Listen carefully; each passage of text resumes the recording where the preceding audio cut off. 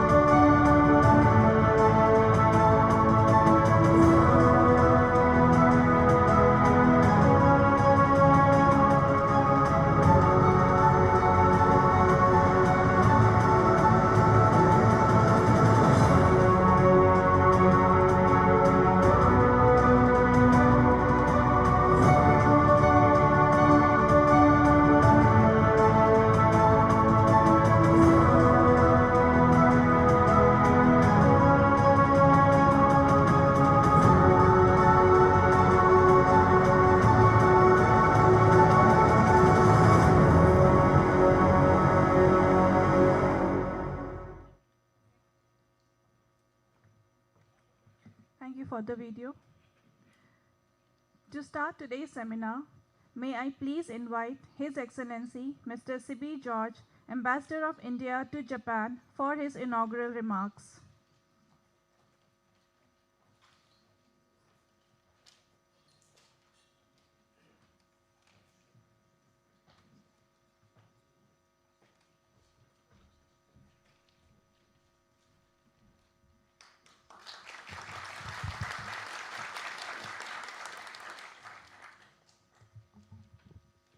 Your Excellency, Mr. Tomigasu Fukuda, Honorable Governor of Tochigi Prefecture, His Excellency Mr. Yoshiyuki Higano, Chairperson of the Assembly of Tochigi, His Excellency Mr. Hiroshi Nakajima, Vice Chairman of the Assembly of Tochigi, His Excellency Yutaka Kaneko, Mayor of the Sano City, Honorable Members of Diet, His Excellency Mr. Kiyoshi Igarashi, and His Excellency Mr. Takao Fujioka, distinguished guests, ladies and gentlemen, good afternoon.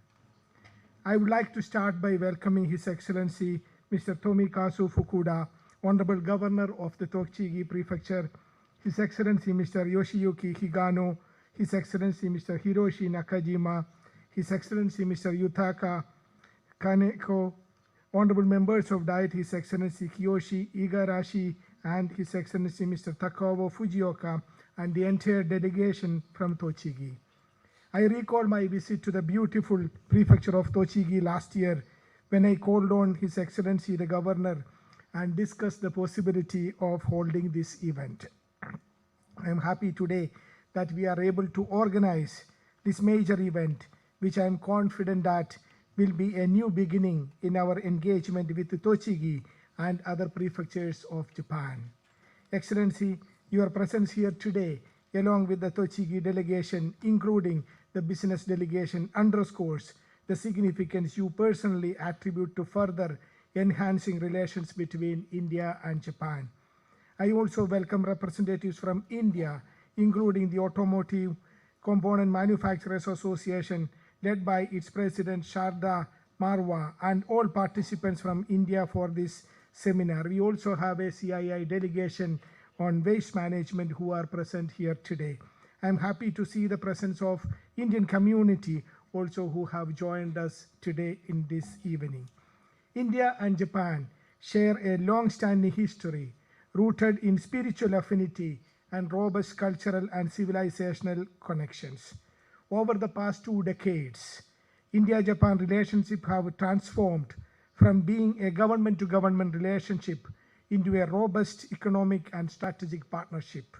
Today, India and Japan share a special strategic and global partnership built upon shared values, mutual respect, and a collective vision for a future characterized by peace and prosperity. India and Japan stand as essential collaborators in fostering peace, stability, security, and prosperity in the Indo-Pacific and beyond. The collaborative efforts in our bilateral partnership and participation in plurilateral initiatives like the Quad are actively contributing to regional stability and prosperity. Over the years, our business collaborations have thrived across various sectors, including infrastructure, manufacturing, technology, and innovation. Presently, our relationship spans a diverse array of areas encompassing trade and investment, industrial development, infrastructure, rail, metros, digital initiatives, energy, human resources, critical and emerging technology, climate change, health, space, semiconductors, as well as defense and security. Dear friends, an essential facet of our bilateral relations involves economic cooperation. As one of the largest investors in India, Japan has consistently proven to be a dependable partner in India's economic development. In March 2022, we have set a target of achieving 5 trillion yen of public and private investment and financing from Japan to India in the next 5 years, and we are making noteworthy strides towards realizing this objective. With a population of over 1.4 billion people, constituting 1/6 of the total population of the world, having the largest and the youngest workforce among top economies, India stands today as the world's fastest growing large economy. India has consistently improved its business landscape through progressive policy reforms, streamlined regulations, and enhanced infrastructure, and is ranked as one of the most attractive investment destinations in the world. Our government, currently in its 3rd term, remains committed to streamlining policies, reducing regulatory obstacles, and fostering a business-friendly environment that encourages innovation, entrepreneurship, and investment. Dear friends, during my 1.5 years in Japan, I had the opportunity of traveling all across this beautiful country, visiting all 47 prefectures and major cities, where I engaged with the key business holders and potential investors and witnessed a growing interest in India and its potential as an investment destination. In each of these places, I could see a momentum for India. I am confident that in coming months, we will be able to convert this momentum into investment and business collaborations with the support of various stakeholders. Today, there are around 1,500 Japanese companies operating in India. My target is to make it 15,000. What we need is not an incremental progress, but a quantum leap. There are so many hundreds of success stories in our engagement where mutually beneficial partnership has helped both India and Japan. Recent surveys by JBIC and JETRO show that India is among the most sought after destination for Japanese companies. Dear friends, Japan is the only country that has dedicated industrial townships in India. These industrial parks offer a ready-made infrastructure, simplified regulatory processes, access to the skilled workforce, and a favorable investment climate. Today, there are 12 JITs located in 8 states of India. These JITs are home to some of the major Japanese companies such as Suzuki, Daikin, Isuzu, Kobelco, Panasonic, Nippon Steel, Toyota, Hitachi Automotive, etc. These industrial townships are the symbols of India-Japan partnership, our shared commitment to economic growth and technological advancement. At the embassy, we have also set up an SME facilitation cell to provide assistance to Japanese SMEs interested in establishing their businesses and investing in the diverse, rapidly growing Indian market. You are welcome to contact this cell with regard to establishment of your businesses and investment in India. Dear friends, Tochigi, with its rich cultural heritage and technological powers, has become a hub of innovation and excellence. The collaboration between companies in Tochigi and India holds immense promise across various sectors. We have a series of presentations today from both sides. I look forward to these presentations. Before I conclude, I need to talk about the cricket stadium in Sano City, which I had the opportunity to visit multiple times. Sano has become a hub of sports activities in Japan. I recall the cricket tournament and the yoga festival that we organized in Sano City. I acknowledge the presence of the mayor of Sano City here today among us. I see that excellent performances of the Japanese and Indian teams in Olympics. We follow it every day. I wish our teams great success in the Olympics. We look forward to having cricket also as an item in the Olympics in coming years. Dear friends, I would like to conclude by expressing once again my sincere gratitude to His Excellency Mr. Tomigasu Fukuda, Honorable Governor of Tochigi Prefecture, and the delegation who are present here. I also thank the artists who would be performing the classical dance today.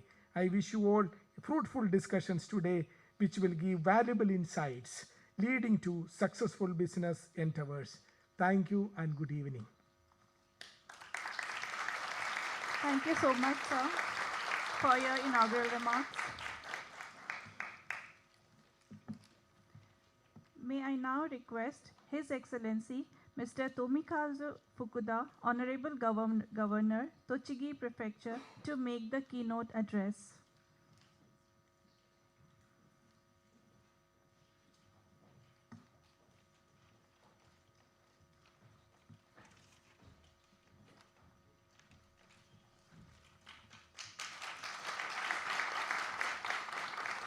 皆様こんにちは。栃木県知事の福田富和でございます。ナマステ。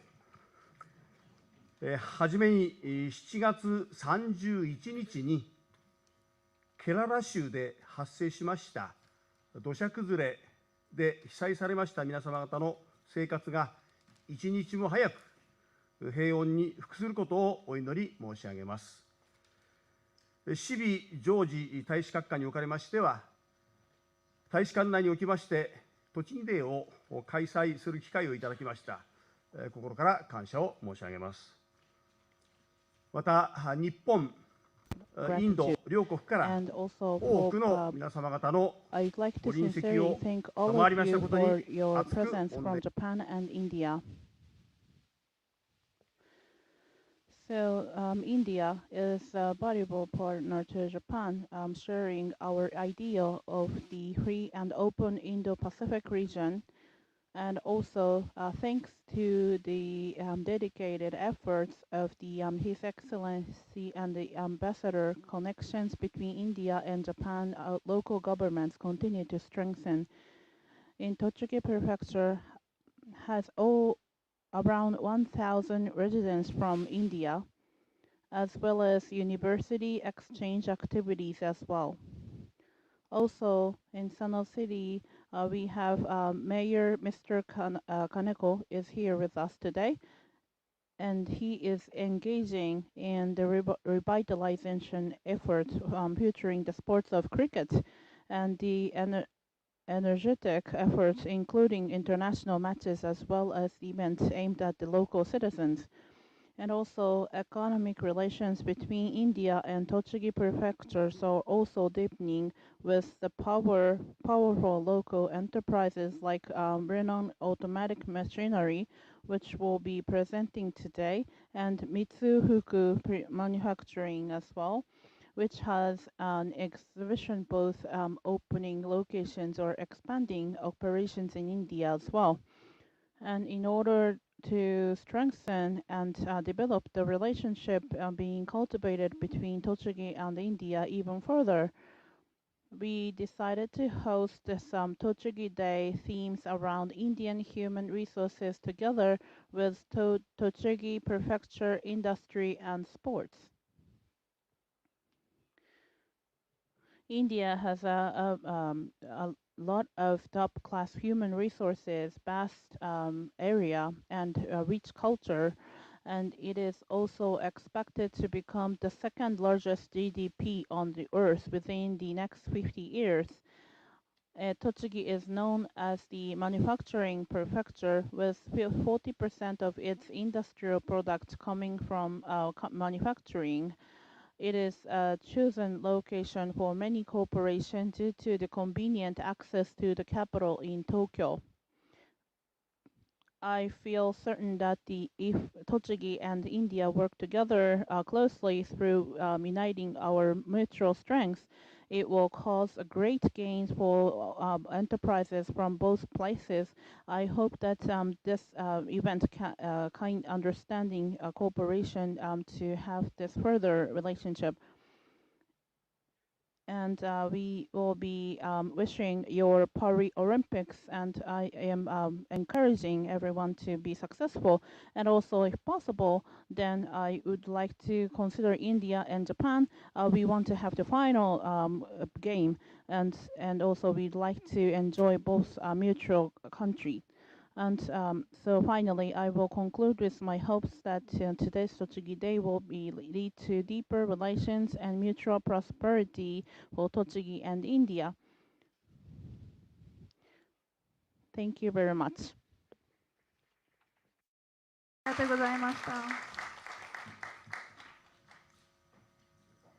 May I now invite His Excellency Mr. Yoshiyuki Higano, Honorable Chairperson, Tochigi Prefectural Assembly, to make the remarks.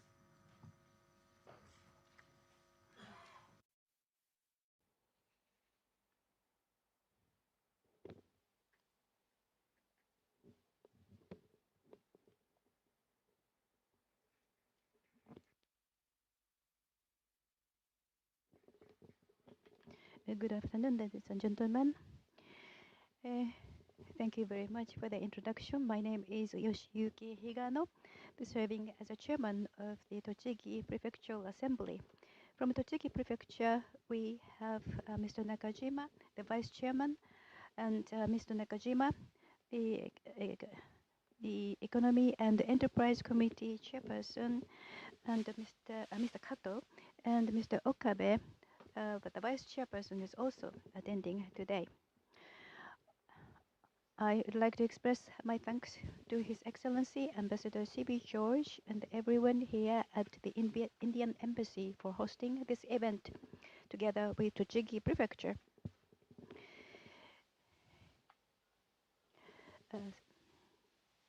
It is now 10 years since the establishment of the special strategic and global partnership between India and Japan. We are especially happy to host this event this year. And His Excellency the Ambassador has expressed his principle of connecting the Himalaya and Mount Fuji, and I believe this event will contribute greatly to deeper mutual understanding and further connections between Tochigi and India. And going forward, that we hope to continue working with prefectural leadership to deepen relationships between Tochigi and India.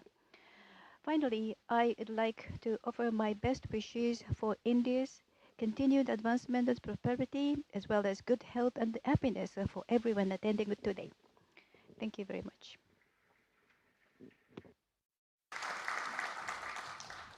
ありがとうございました。May I now request His Excellency Mr. Yutaka Kaneko, Honorable Mayor, Sano City, to make the remarks.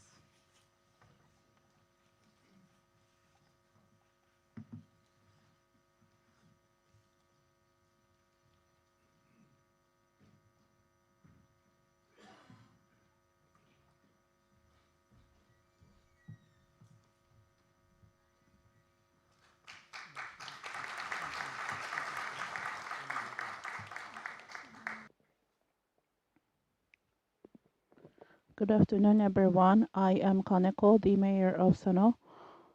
First of all, I would like to express my felt gratitude, and also I'd like to show the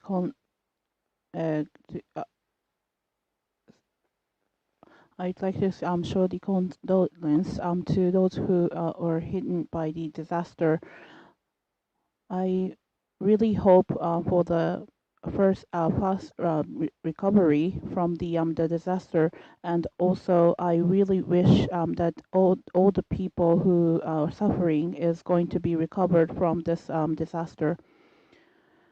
So today, thank you very much for inviting us to this event. So to this event, I had a lot of effort. The embassy and CB George, His Excellency, and the embassy staff, and all the related parties who, and also Tomikazu the governor, and all the related parties in Tochigi Prefectures. I would like to extend my heartfelt thank you. The theme of today's Tochigi Day is the promotion of mutual understanding between Tochigi Prefecture and Indian human resource, Tochigi's industries and sports. In Sano City, we have the Sano International Cricket Ground, the only one in Japan to conform to international standard.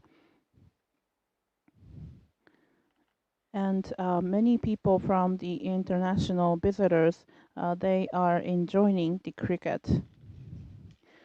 And people from India have been hosting the SBI Cup annually in our city since 2012, which is 12 years ago. And now about 50 teams, approximately 1,000 people visit Sano City for 2 days for the game. As Sano City, we aim to deepen our interaction with India, especially through the sports of cricket, and further promote mutual understanding between the people in India, Sano City, and Tochigi Prefecture, ultimately leading to the economic exchanges. I've had the pleasure of being acquainted with His Excellency CB George since official visit to Tochigi Prefecture and Sano City last September. Since then, he has kindly invited us to the embassy in March this year, along with the Governor Fukuda, and also visited Sano City for the SBI Cup, the yoga event in June this year as well. And during the visit of the SBI Cup, we had pleasure of offering the experience of making Sano ramen, a local specialty. We are deeply grateful for your active engagement in strengthening the relationship with Sano City. I would like to take this opportunity to express our heartfelt gratitude once again. Today's Tochigi Day serves not only as a valuable opportunity for Sano City to interact with a representative from India and experience in Indian culture, and this is an invaluable occasion to introduce the charms of the Sano City as well. At the networking event in the hall afterwards, we have prepared rice crackers at Sano City's booth, and I would like you to feel free to join them. And additionally, seasonal pears have been prepared for you to take home as well. In conclusion, I would like to express my sincere wishes for the exchanges of sports, including cricket, between India and also with the Tochigi Prefecture and Sano City, as well as the business exchanges as well, will be becoming vibrant in the future. With hopes, I extend my best regards. Thank you very much. 豊か理子様、しばらくステージの上で待っていただけますようお願いいたします。May I now invite His Excellency Mr. Sibi George, Ambassador of India to Japan, His Excellency Mr. Tomikazu Fukuda, Honorable Governor, Tochigi Prefecture, Mr. Yoshiyuki Higano, Honorable Chairperson of Tochigi Prefectural Assembly, to please come on the stage. His Excellency Ambassador would be felicitating the honorable dignitaries from Tochigi Prefecture.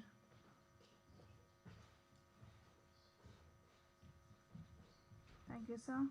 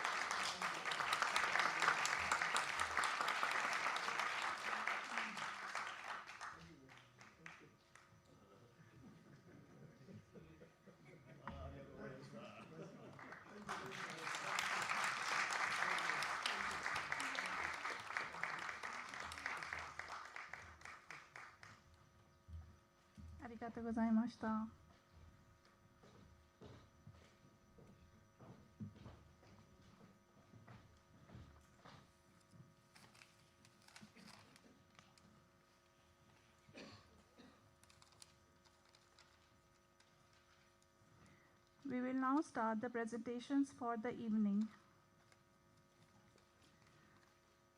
We will have the first presentation on Tochigi Prefecture and the business and tourism opportunities available there by Ms. Yoko Ishii, Director General, Department of Industry, Labor and Tourism, Tochigi Prefectural Government. May I please invite Ms. Yoko Ishii on the stage.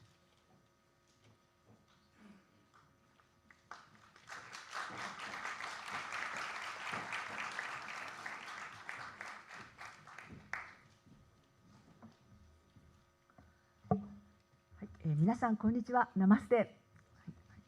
栃木県産業労働観光部長の石井陽子でございます。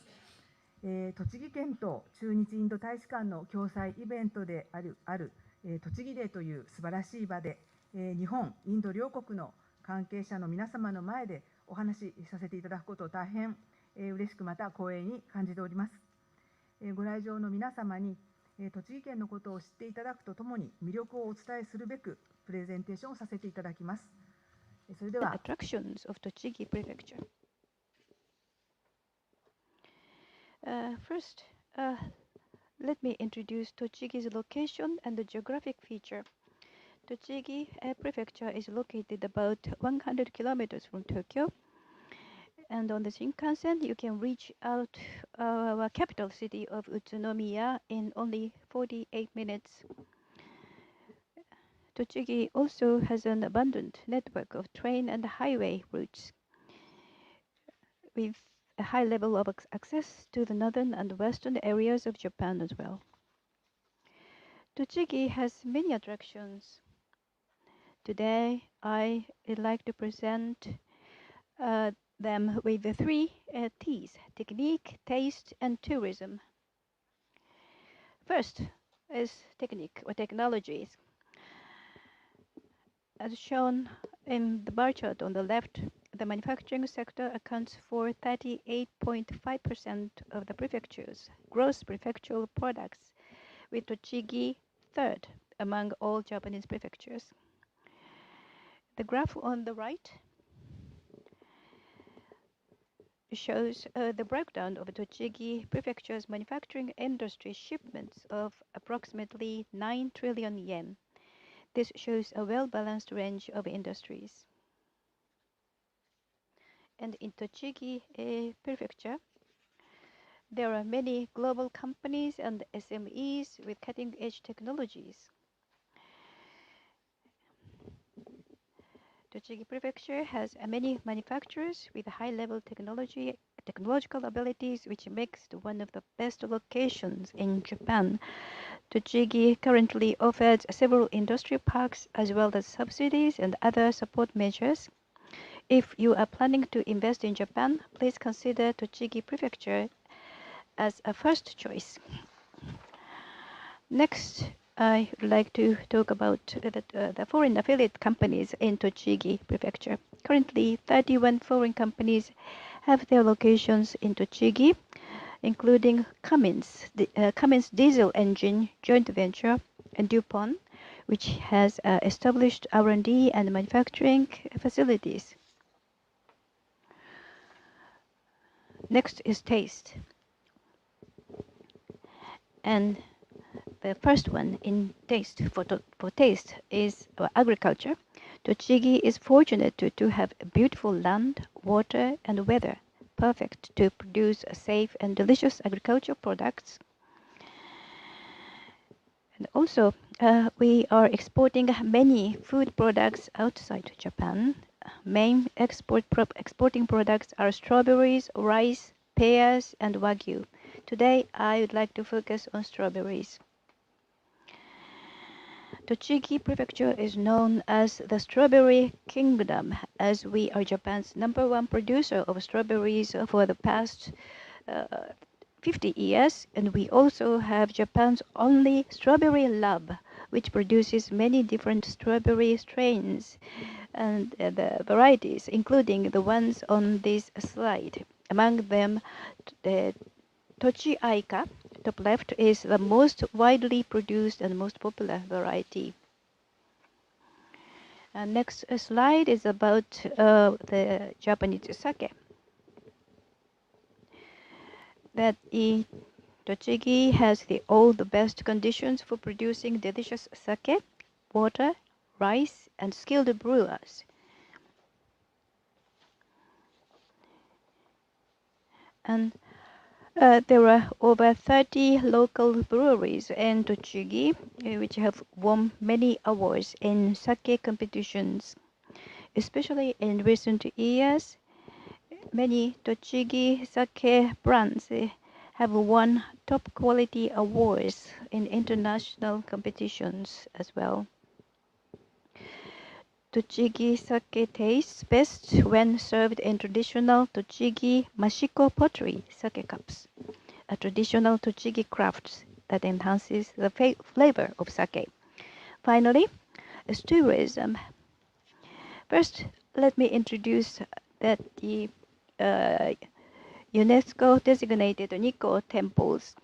The photo on the left side is the Nikko Toshogu's Yomei Gate. On the right, you can see a Rinnoji temples, Sambutsudo and Shinkyo. You can enjoy the beautiful architecture which exists in harmony with nature and Japanese traditional culture all year round. June last year, the Kanto Yoga Day 2023, the largest yoga event in Japan, was held on the grounds of Nikko Toshogu Shrine Complex. About 400 yoga enthusiasts from Tochigi and all around Japan attended, as well as special guest ambassador from India in Japan, His Excellency C.B. George, and the Vivekananda Cultural Center Director, Kanika Agrawal. Tochigi also has abundant nature, and visitors can enjoy different flowers and scenery depending on the seasons. The photograph on the left is the Great Wisteria at Ashikaga Flower Park, which has been growing for 160 years. It is a popular tourist spot which attracts visitors from all around the world, all over the world during the blooming season. In autumn, there are colored leaves, and in winter, there are beautiful snowy landscapes in the mountain regions. In any season, visitors will be fully satisfied by Tochigi's colorful scenery. Tochigi also has many areas with flourishing traditions and cultural cuisine. The photographs on the left is of a Gojin-Kasai festival, which is held every year in May. This festival developed to appease the soul of fox spirit that had done many evil deeds in India and China. The top right photo is the Tochigi Autumn Festival, which is known for its extravagantly luxurious floats, and the Nikko Yuba at the bottom right, or tofu skin, which is recommended for vegans. Tochigi's variety of unique traditional events and food are part of its appeal. Tochigi has many locations where you can experience its delicious food, sake, directly with activities like fruit picking or sake brewery tours. And in Tochigi Prefecture, we have about 119 golf courses, which makes us the fourth most golf courses in Japan. Many golfers from Tokyo metropolitan areas visit Tochigi for its proximity to Tokyo, and many affordable and easy-to-play courses, as shown in the here. This prefecture offers a wide variety of attractions, so you can enjoy them when you come here for playing golf.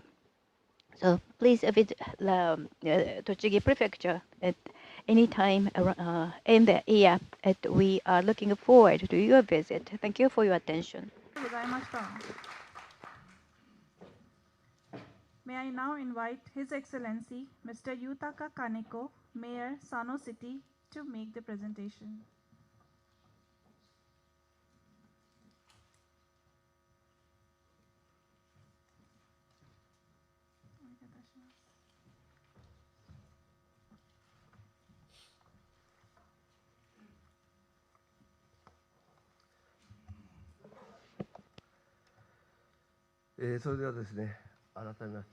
So now, hello everyone again. I am Yutaka Kaneko, the mayor of Sano City, and I would like to sincerely thank His Excellency C.B. George, all members, the Indian Embassy, and Mr.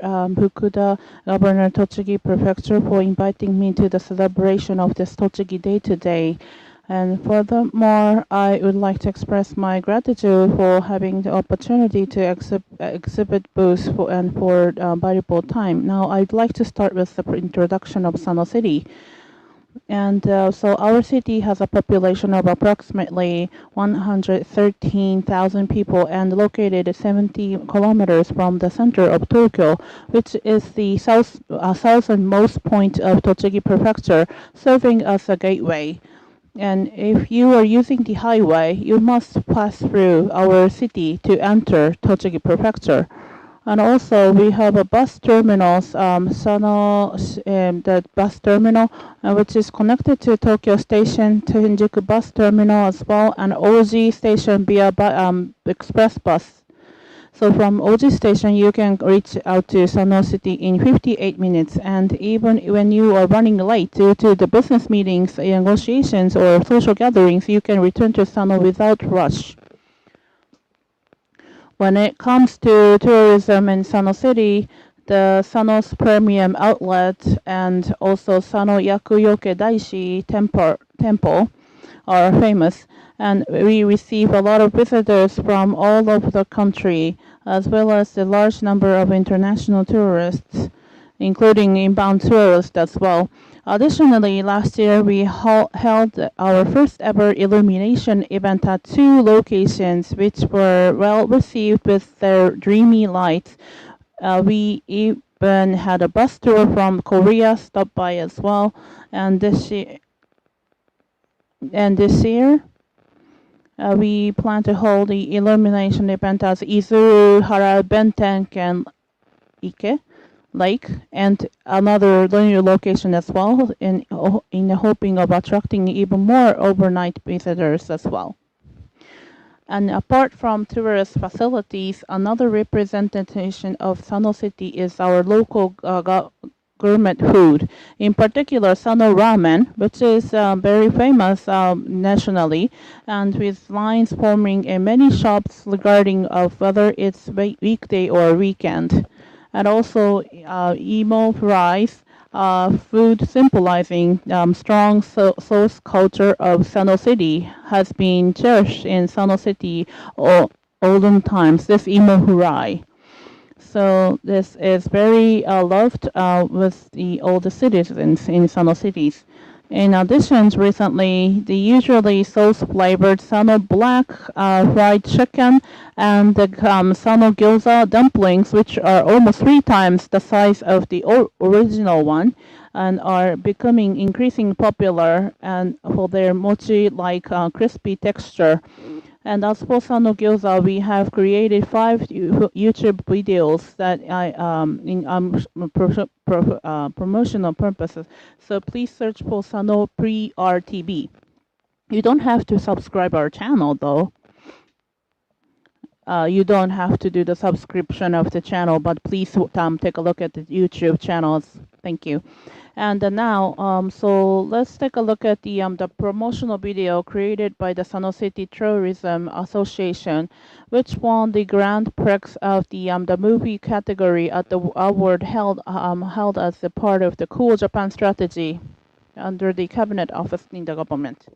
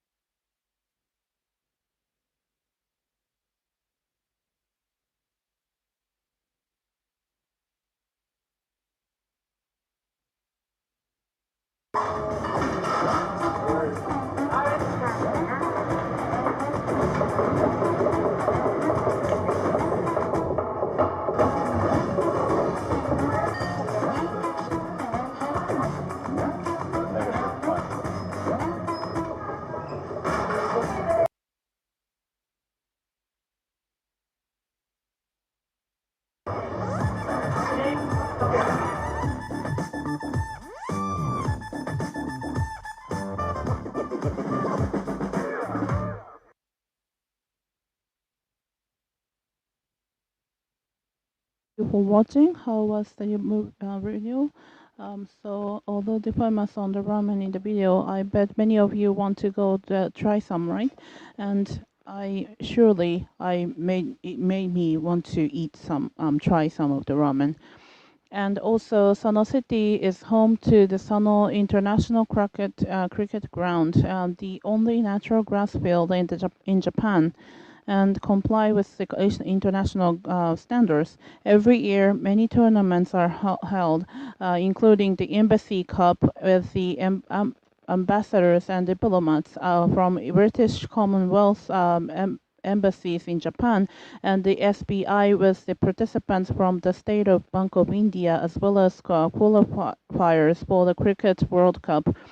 Furthermore, with the cricket being selected as an additional event for the 2028 Los Angeles Olympics, we hope to support the participation of the Japanese team not only in the Los Angeles Olympics, but also in subsequent Brisbane Olympics in Australia as well.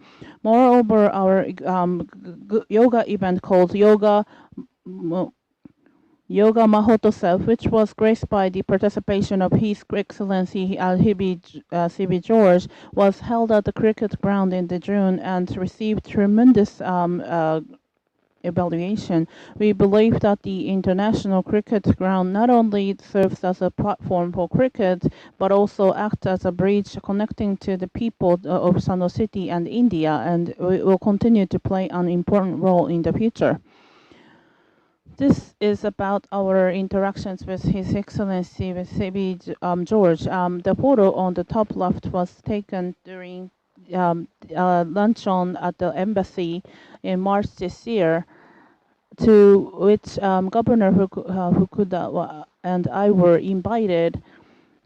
The two photos on the right were taken during His Excellency's visit to the SBI Cup, where he had the experiences of making Sano ramen noodles and got to taste the noodles he made himself.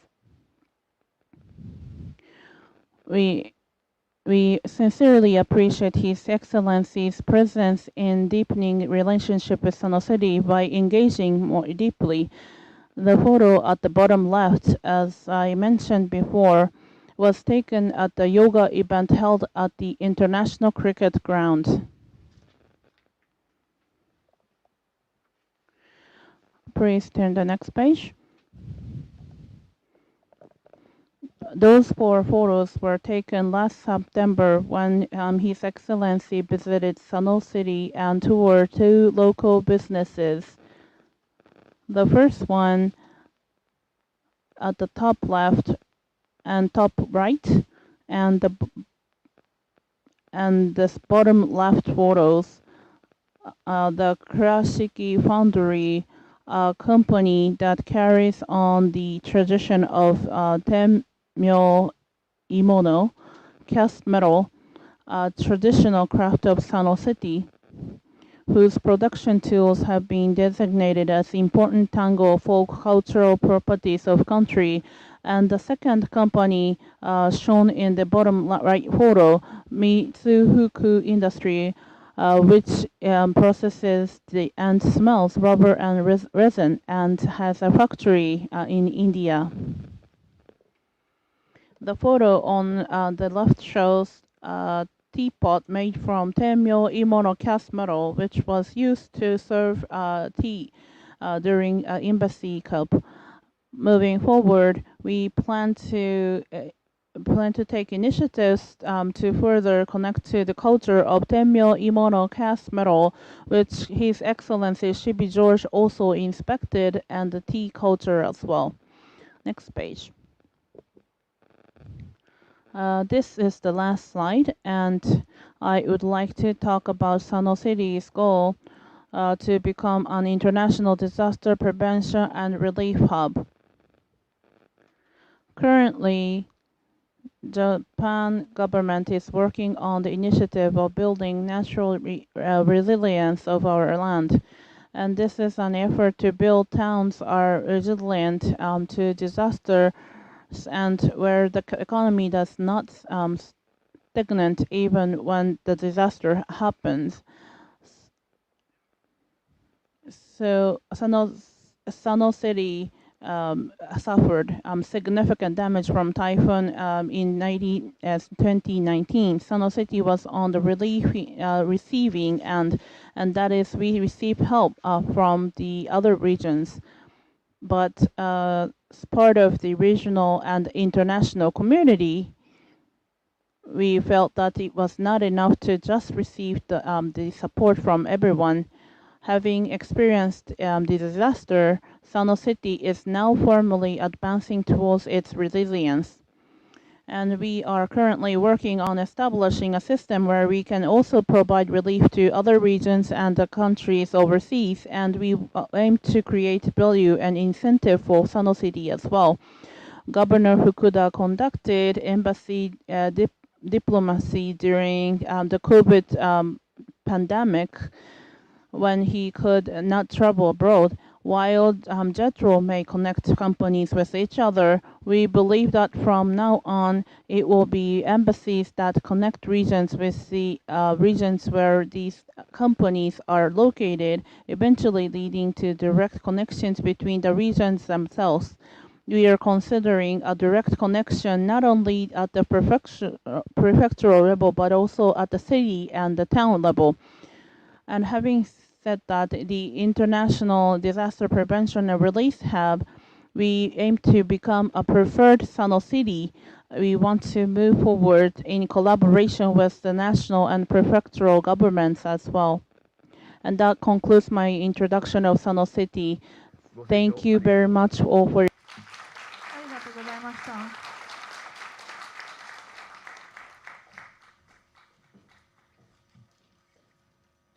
May I now invite Mr. Hiroyuki Shimakawa, Chief Director, JETRO, Tochigi, to make the remarks. .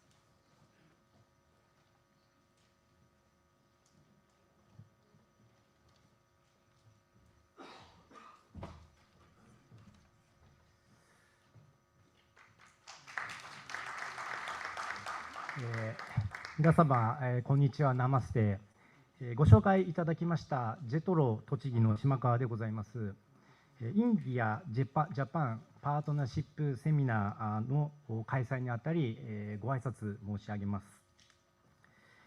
最近のインドにつきましては、好調な経済を背景に India, that with the vibrant economic activities, that it is maintaining the high level of economic growth, and in the near future that it is expected to become the fourth largest economic power in the world. And the mid-income bracket, which will exceeding that income of $5,000 for the year, will be of more than 70% in the year 2030. And with this such a purchasing power increase and expansion and increase of the population, then India has become a very attractive the market. And with the background of such an economic attractiveness, that also with an enhanced tension and geopolitical risks, that India, Japan is the relationships has been the most attractive relationships in terms of the government and the private level. So talking about the government, that we have the semiconductor supply chain partnership is concluded, and then that the economic relationships between the two countries has been expanded from the automobile and the white goods centered to the wider range and more the deepen and in the activities of the private that the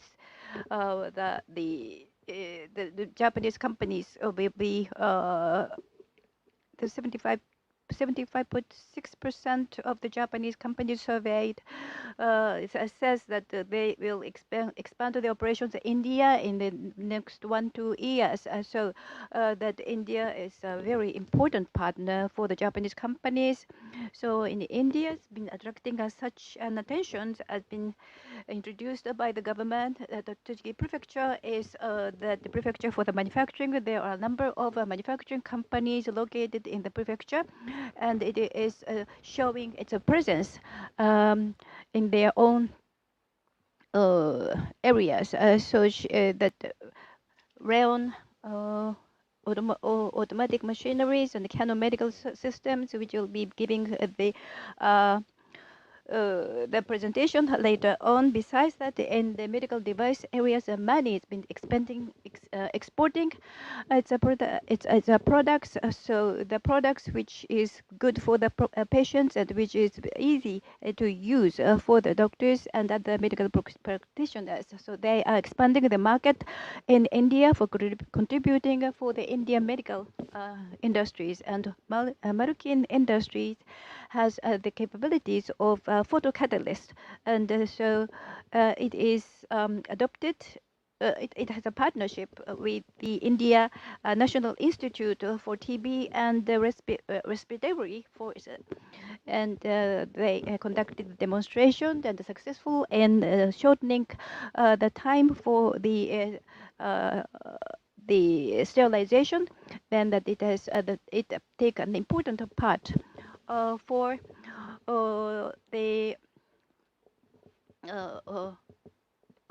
for the social issues together with the local partners, and they are establishing the win-win relationships with contributing in India, and then that they are. We would like to, we JETRO would like to contribute in that relationships building between in the industrial area. So JETRO has its office at 5 locations: New Delhi, Mumbai, Ahmedabad, Bengal, Chennai, and there were not many other countries where we have the JETRO has 5 offices in the countries, and according to based on that increasing attention that we are receiving a number of inquiries to at our office, so that I would like you to successfully use our offices both in Japan and India for your business development and success. So I hope that the relationships between Japan and Japan, India, and India, Tochigi Prefecture will be prosperous going forward. May I now invite Mr. Koichi Ikuma, Director of Asia Sales Department, Rayon Automatic Machinery Company Limited, to make the presentation.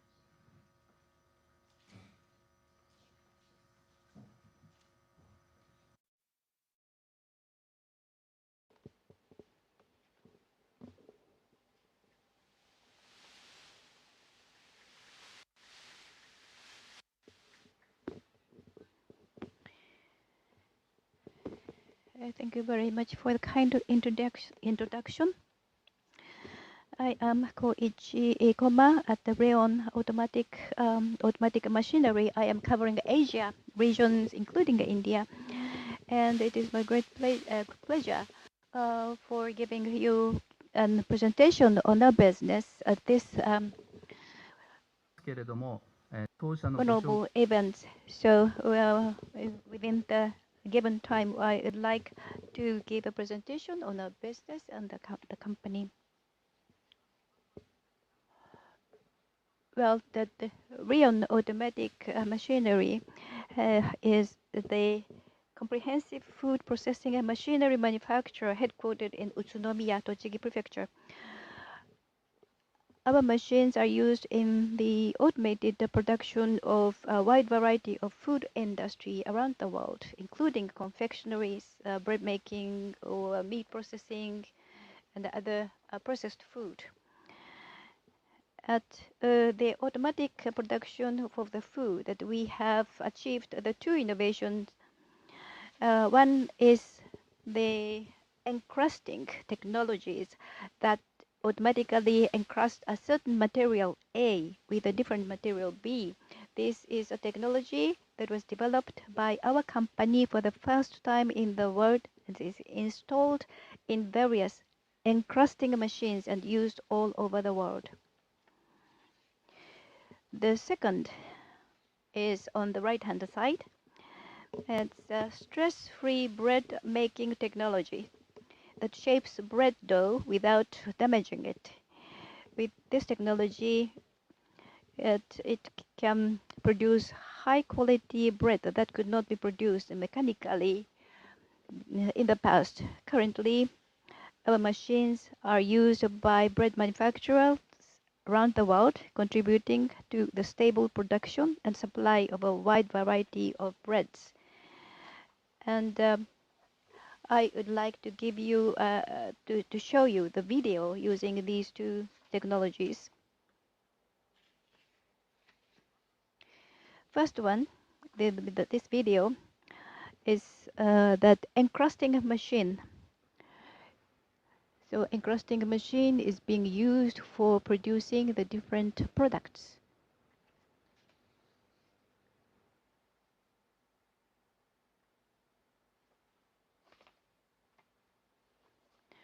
In India, the momos is the name of the product which is known in India. This product is also produced using our machines.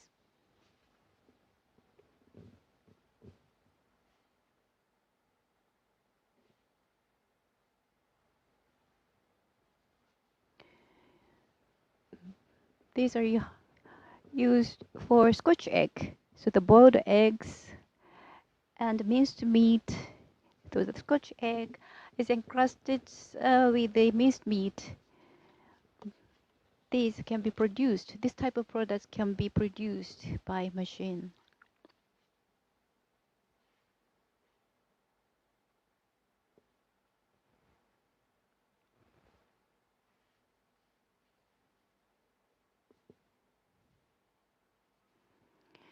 So later I will show you the other products. The cookies filled with the cream can be produced with our machine. So this is the video on the bread making machine. Breads. So at the bakeries,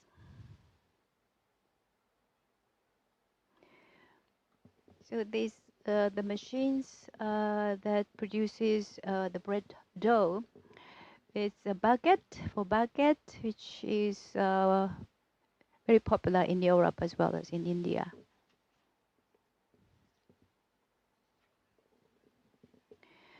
We use the technology called stress-free.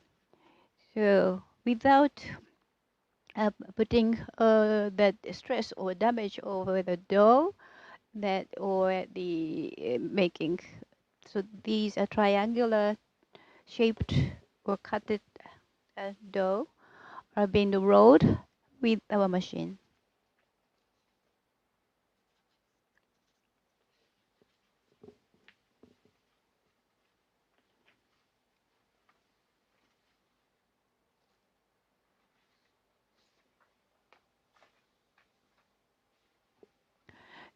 Recently, we are now working on the R&D using the robotics technologies, and we have been increasing the opportunities of the demonstrations. In India, both in India and Japan, this type of the bread been produced by our machines, and this page shows. And excuse me. So these are the products produced with encrusting machines.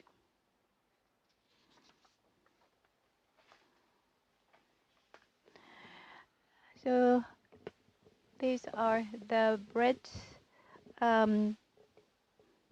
and pastries made by or made with the bread bread making machines. So those baguette, pan, and other type of the breads. So here are the products which are very familiar for you. So those are the products produced using the rayons machines. So like cajole, these may be produced with the rayons machines.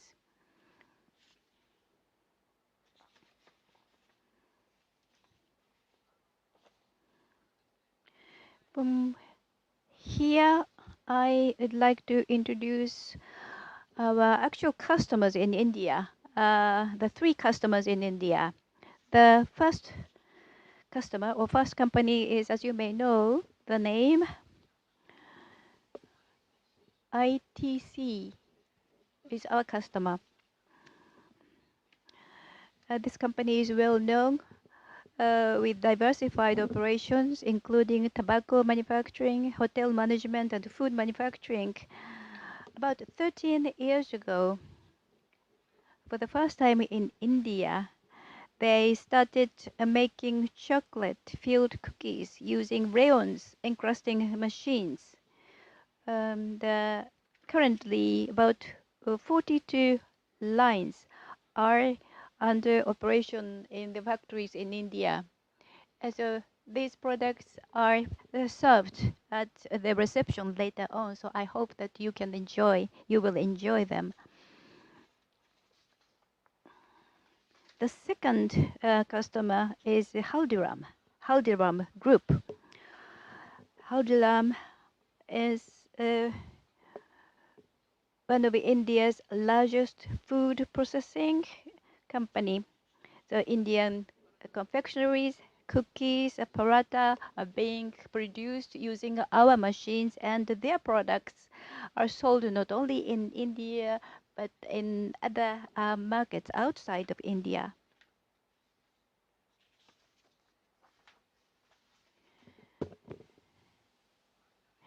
The third customer is a Karachi bakery.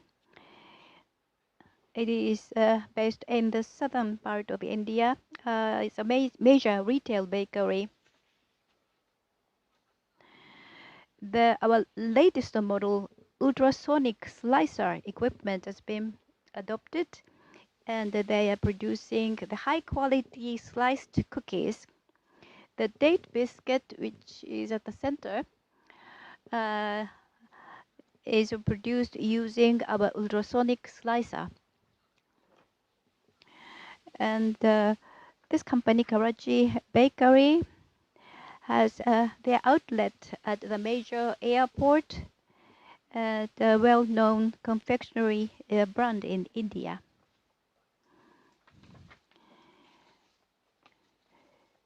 So these are just a few examples of our customers.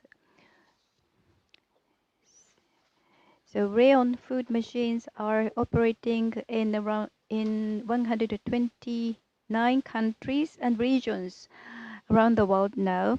So when you eat delicious food somewhere in the world, please remember that may be produced using the rayon's automatic machinery. And finally,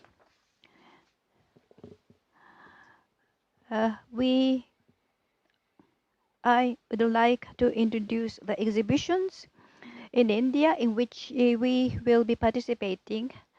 And from August 28th to 30th, the Anuga Food Tech will be held in Mumbai. We will be exhibiting there if you are interested. And if you have an opportunity to be there, I hope that we are looking forward to seeing you there. So we hope to contribute further for the development and prosperity both of Tochigi Prefecture and India. So with that, I would like to finish my presentations, and thank you very much again for giving me this opportunity. ありがとうございました。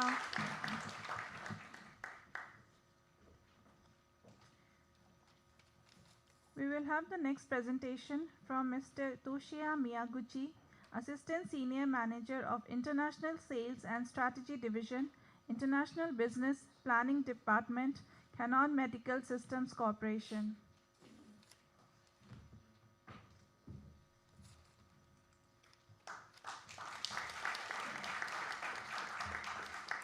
皆さんこんにちは。キャノンメディカルシステムズの宮口と申します。今日は貴重な機会をいただきまして、お時間をいただき、当社の概要の説明をご紹介させていただきたいと思います。次のスライドをお願いします。キャノンメディカルの歴史は当社の前身である東京電機、現在の東芝ですが、日本最初の X 線換気を開発した1900 Now, Toshiba Corporation, the history of the company dates back to 1915, when the company developed Japan's first X-ray tube in 1915. More than 100 years later, we have grown into a global company with a worldwide reputation for innovation, reliability, customer focus as well. And we have the headquarters in Tochigi, Japan. And Canon Medical's products and the services are supported by a team of more than 10,000 people worldwide. We provide sales and support in more than 190 countries with group company headquarters in each region. We have long been recognized as an industry leader in supporting our customers through our sales and service network. We contribute to optimal patient care and a safe working environment for our customers with solution to their needs based on the made-for-life management solution. The U.S., Singapore, China, and Netherlands, Russia, Brazil, around the world provide ongoing training in the latest clinical, technical, and IT issues to help our clients maintain their expertise and provide the highest quality care to their patients. And the major R&D centers located in Tochigi and Tokyo, and overseas in Chicago, Minneapolis, Edinburgh, Marseille, Beijing, and we leverage our diversity of markets, people, and experiences to create to deliver and to support the patient innovation. And in December 2016, we joined Toshiba Medical. Toshiba Medical joined the Canon Group and began operations as a Canon Medical in January 2018. For over 100 years, Canon Medical has been providing value to its customers with innovative solutions. For example, let me click one thing. So, and introduce the world angio CT system combined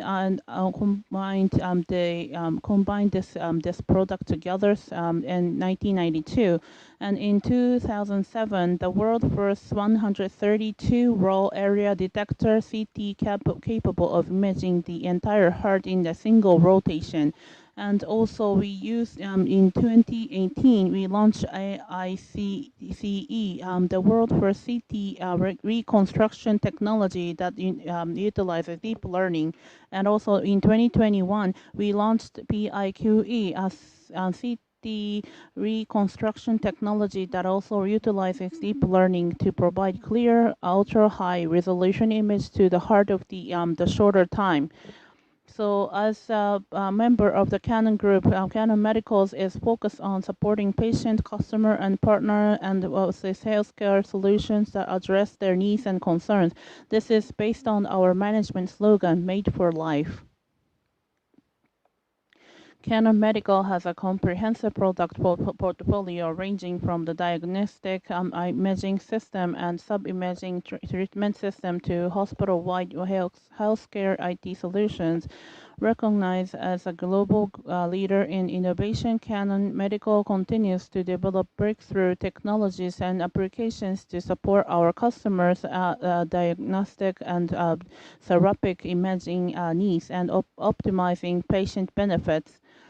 To be a little bit specific about the use of the AI, we are addressing each stakeholder's need. Healthcare professionals can use the useful integrated data by providing the service. We help our clients to make the confident and advised decisions in clinical settings. For hospital administrators, we offer efficient workflows that leverage AI to optimize resource allocation and make daily operations more efficient. Tailor-made medical care for patients and their families. We are developing solutions that lead collaborative decision-making between health providers and patients. And so we are looking to the future. Vision is to provide high-quality medical care to all of the people. And also here is an example of our AI innovation that helps our clients improve patient care to acute images. In one of the left, so this is the 3 millimeter can be seen more clearly with a low dose CT, which leverage the deep learning to have more accurate. And also the ultrasound on the right can now easily identify abnormalities in the heart wall. And using the Canon's camera technology and Canon's medical diagnostic imaging technologies allows a patient to undergo examination more comfortably. In CT camera is built in the gantry, and the MRI, the camera is built into the examination room. Cameras have installed in the ceiling to enable automatic positionings of the patient. And in X-ray, intelligence and R and AI technology incorporated into the Canon flat panel detectors has made it possible to reduce noise components without losing detailed information of human tissues. Further, so this can be used for the wide range of the patient care. And we believe that AI technology will use to the workflow to improve efficiency and for the hospital. And the last slide, in India, Canon Medical has been in the business with we started the Elibis engineering working together, and it's been for 40 years. For example, the Quadrant 1 Prism Edition, the world's most advanced 340 slice CT that achieves high image quality with ultra-low exposure by utilizing AI, is in operation at the hospital right now. And also, the cardiovascular imaging system is in operation at the hospital in India, and also the doctor from Japan also participating, and also they're doing their live event to work on this area. So, and also in the we have the Canon Medical India that we established, and this is the very important market. We want to focus more into this area. So we want to have the we want to enhance the existing products, and also we want to focus on more higher quality as well.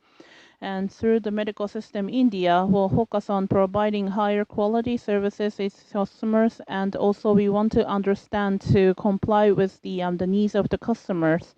And in India, the heart attack or the cancer, diabetes, and also I heard that there's a daily related diseases.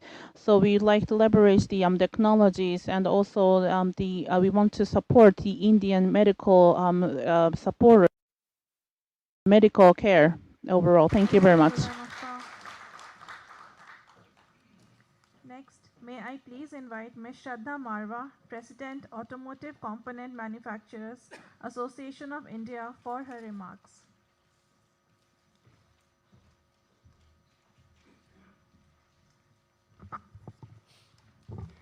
His Excellency Mr. Sibi George, Ambassador of India to Japan, His Excellency Mr.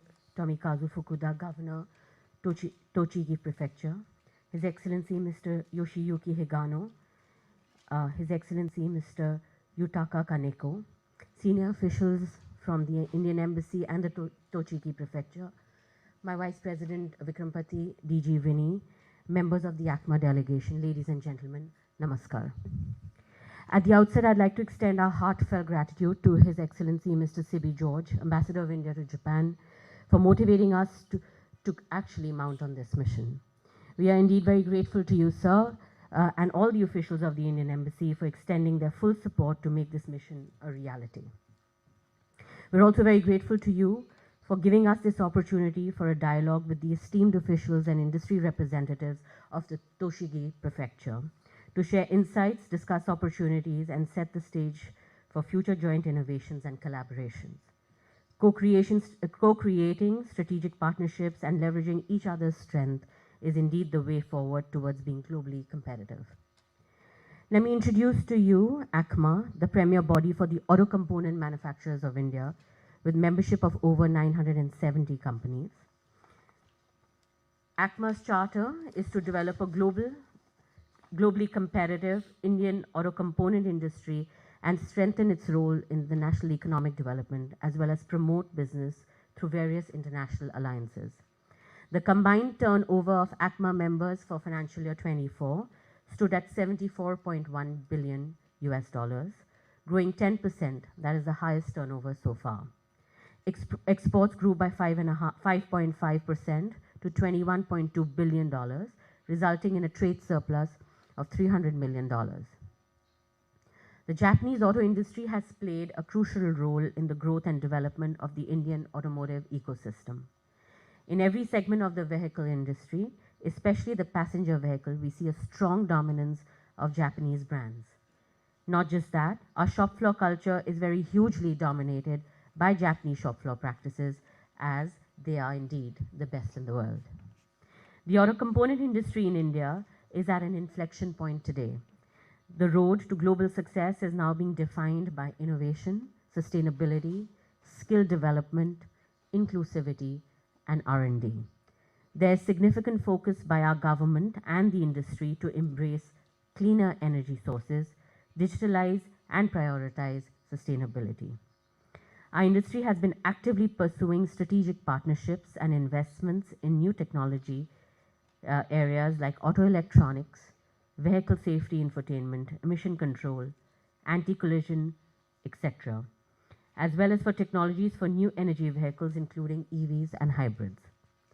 The growing Indian automotive market and mobility ecosystem offers great opportunity for the industries for both our nations to not only collaboratively grow, but also to export. I must mention that the incentives extended by the Government of India under the production-led incentive scheme for 103 advanced technologies and battery manufacturing and various policy measures that will be announced soon will not only accelerate this transformation, but also offer several avenues for Indo-Japanese collaborations.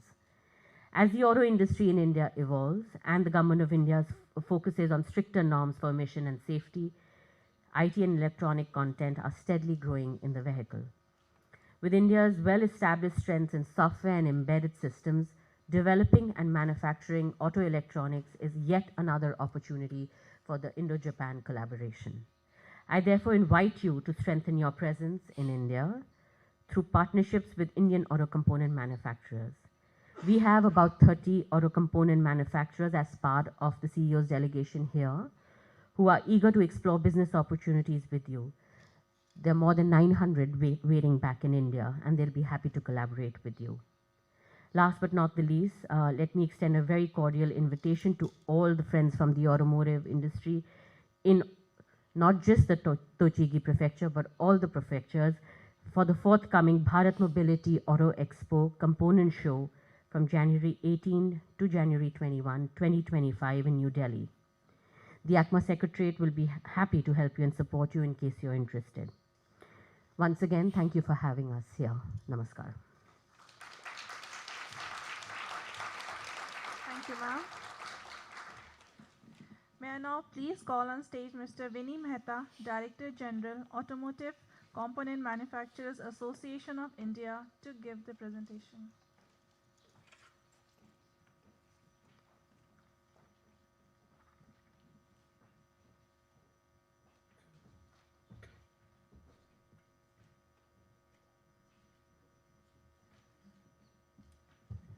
Namaskar and a very good evening to all of you.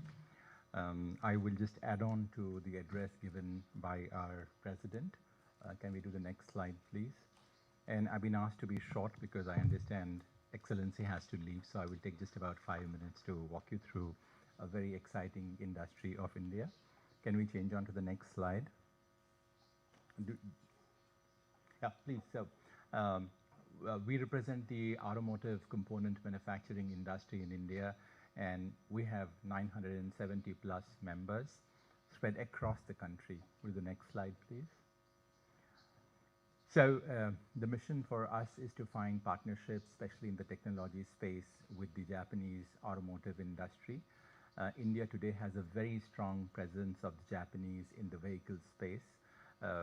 Suzuki-san, Toyota-san, Honda-san, they're all household names in India, and there is a significant presence of almost 300 auto component players from Japan in India in many ways of strategic partnerships with the Indian companies. Do the next, please. You know, I'm sure Ambassador Honorable Excellency spoke to us about the various strides that we are making, the progress that we are doing under the leadership of our current government. So I'm not going to talk about a whole lot of development that's happening, but the point I'm going to make is that, you know, the vehicle population in India is still very, very small. We have just about 30 cars per 1,000 people. We have just about 1 bus per 1,000 people. We have 180 two-wheelers per 1,000 people. So the opportunity for growth in India is tremendous. Suzuki-san today makes close to around 3 million cars. But just imagine if this 30 were to go to 60, one company alone probably can make 6 million cars. So just think of the growth that India has to offer to you. Next. The vehicle industry drives the Indian economy in some sense. It's a very significant contributor to the economy, to the jobs, to the investments. So it is a beacon of hope for the Indian GDP. Yeah, next. I mentioned about the vehicle sales. For the last year, ending March 2024, we manufactured 5 million cars. Next. We did 1 million commercial vehicles, and we did a whopping 22.5 million two-wheelers. Next. Electric mobility, President mentioned that there's a huge focus of the government on new energy, on decarbonization. So we did close to 1 million two-wheelers. We did almost 600,000 units of three-wheelers. There's a very significant focus of the government on electric buses. There's a tender that's coming up for 50,000 electric buses in the country. So you will see a very significant uptick in the bus numbers in next few years' time. Next. The auto component industry that we very proudly represent, you can see post the pandemic, there's a steady growth in the trajectory of the industry. And last year, we stood at close to $75 billion in turnover. Next. We manufacture everything under the hood. So whether it's engine components, whether it is suspension, drive steering, we are a very, very capable industry because we are also a very significant exporter. We'll do the next slide. So we export almost 30% of we produce. And very interestingly, because the industry is a very global industry, there's also a significant import. But our net export is positive. So last year we did a trade surplus of 300 million. Next.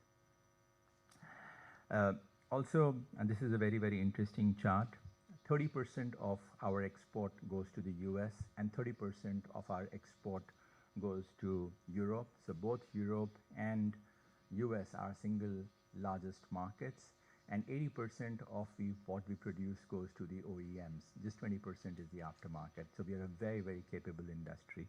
Next. We also have a domestic market. The domestic market anyways is very, very vibrant, and this is a chart specific to the aftermarket, and that is also growing very, very fast. So it is about $11 billion in size. Next. Well, you know, at this juncture, India is the only sweet spot in the world that's growing in a very, very robust manner, not just growing robust, but also very, very fast.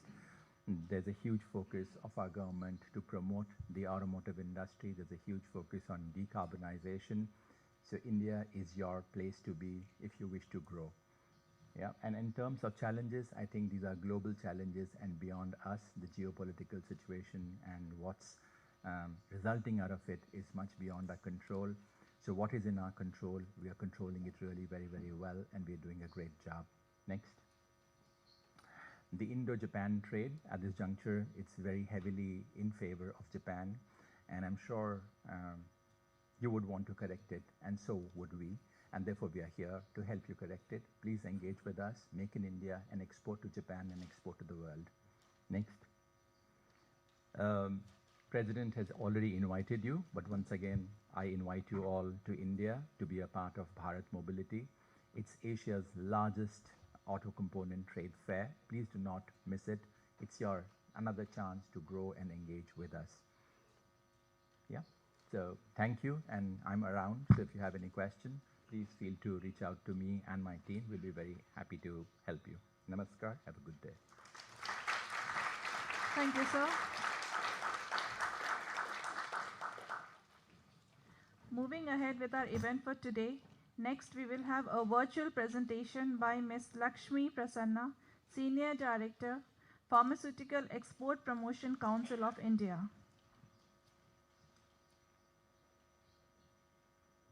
Yes, thank you. Thank you very much, and very good afternoon, distinguished guests, His Excellency CB George, the Ambassador of India to Japan, and all the esteemed dignitaries joining from Tochigi Prefecture and the government of Japan, and also from the. So I'm extremely delighted to have this opportunity to talk about the Indian pharmaceutical industry and its strengths and contribution to the world during the current times of the geopolitical battles. Before I start my presentation, I'd just like to take a minute to brief about the organization that I'm representing. The Pharmaceuticals Export Promotion Council of India is a body set up by the Government of India under the foreign trade policies to promote the exports of pharmaceuticals and all their allied products to the global world. And we are backed up by a huge membership of 4,200 member companies who are into various products and services related to the pharmaceutical industry. And we help the overseas buyers and international stakeholders to connect with the member companies and source their requirements, and also in terms of enhanced bilateral collaborations in the pharmaceutical and the life space. Having said so, the pharmaceutical industry, and to give you a brief overview about the pharmaceutical industry, it has been grown over the decades, and itself established as a sector of significant importance, not only to the Indian community, but also to the global community. Has served to the patients ably and also helped the economists to save their healthcare expenses, besides the helping the humankind in terms of saving their lives from the dreaded diseases like malaria, tuberculosis, HIV, AIDS. The current size of the Indian pharma industry is close to $50 billion, which is shared between the domestic and the export figures. And the industry is poised to grow at a rate of 11 to 12%, and it is expected to reach $130 billion by the year of 2030. As I mentioned, the pharma sector has contributed immensely to the Indian economy by contribution to the GDP and offering the good number of jobs and also attracting the foreign direct investments and all. So the industry has emerged as a major exporter of the generic formulations because of competitive strength in terms of supplying the quality medicines at very affordable prices, and is popularly recognized globally as a pharmacy of the world. Currently, we are exporting to more than 200 countries, either directly or indirectly through various NGOs, and the industry has strengthened its presence in the entire value chain, right from the generic formulations to APIs, biosimilars, vaccines, and emerging into the newer therapeutic areas. And you could see the contribution from the presentation shown here, wherein the Indian pharma industry is almost offering 60 to 70% of the vaccine requirements, and in terms of APIs, the 90% of the World Health Organization's pre-qualified APIs are being sourced. So the greatest strength of the industry majorly relies on the compliance to the international regulatory norms, which is very much evident from the fact that India houses the highest number of the US FDA approved facilities outside the United States. And so far, we have almost 748 units which were accredited by the United States FDA. And year on year, the number of market authorizations granted by US FDA has been increasing, and close to 40% of the annual accreditations are being backed by the Indian companies itself. So as I said, so the Indian pharma industry has made a significant contribution to the various economies, and almost close to 40% of the pills being consumed in the United States, and almost 25% of the medicines being consumed in the UK are being made by the Indian industry. In terms of the vaccination, there is a tremendous contribution by the Indian vaccine players, which is one of the largest producers of the vaccines, and almost has a share of 60% of the global vaccine production. And to be precise, in terms of the contribution by the Indian pharma industry to the suffering mankind, during the COVID, there is a greater significance by the Indian pharmaceutical products and also the vaccines, wherein the Indian company, in partnership with the organizations, has developed the indigenous COVID vaccine. And the government of India, under the vaccine Maitri, they have supplied the vaccines to all the nations, not just to the developed nations, but also to the developing nations, and has contributed immensely to the efforts of the global population in the fight of the pandemic. And even before the pandemic, we see the global sourcing by the international organizations, such as the Medicines Sans Frontiers, wherein 80% of the antiretrovirals being sourced by the MSF are being supplied by the Indian companies, and also even the PEPFAR sourcing by the ARVs, which has caused the cost saving of almost 90% of the antiretrovirals being sourced by the PEPFAR. And you name any of the global NGOs, be it the Bill and Melinda Gates Foundation, or the Clinton Foundation, or the UNICEF, or the World Health Organizations. So all of these NGOs and international organization sources of the medicines are being majorly catered by the Indian pharmaceutical industry.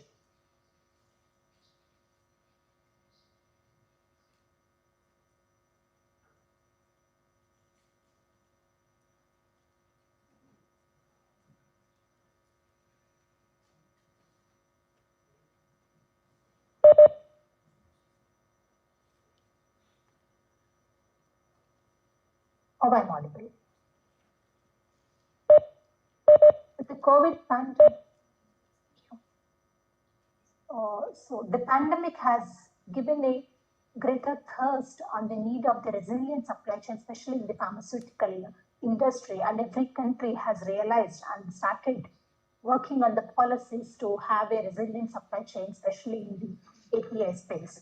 Even so, the government of India has realized the importance of strengthening the domestic industry and taken the policy initiatives towards the direction of the building the API and the key starting material industry in India. So the government has announced the policy initiatives such as the product-linked incentive scheme, the PLI scheme, wherein the government has identified the key starting materials and the APIs, which the government of India and the Indian industry is heavily relying on one particular source, and has offered the financial incentives worth of $3 billion and promoting the Indian companies to strengthen their manufacturing capabilities of those key starting materials and the APIs for which India is relying on other countries, and also the other countries are relying heavily on China and India. And apart from the PLI scheme, The government has also realized the greater significance of the ecosystem being built to help the entrepreneurs to come and invest in a greater capacities and also enable them to set up the manufacturing base with all the common facilities being offered by the government. So the government has offered 3 such bulk drug parks for the 3 states such as Himachal Pradesh, Gujarat and Andhra Pradesh. And in all these 3 states, the bulk drug parks is in the process of commencing, and we are expecting very soon that the parks would be ready to offer the entrepreneurs to come and set up their manufacturing units. And this would be certainly a greater opportunities for the Japanese institutions also to utilize these common facilities being built up by the government and set up their manufacturing units here. And also, apart from these focused initiative towards strengthening the API industry, the government is also focused in enhancing the small and medium scale institutions to the level of standards that the international organizations are requiring and offering the financial assistance as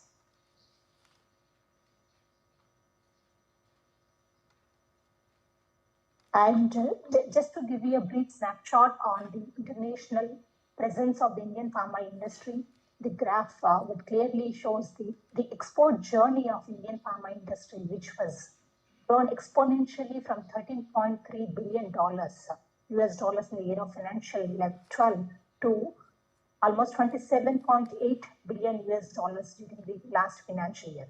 And we are expecting that the export growth would continue in a similar fashion and would reach close to 40 billion US dollars by the year of 2030.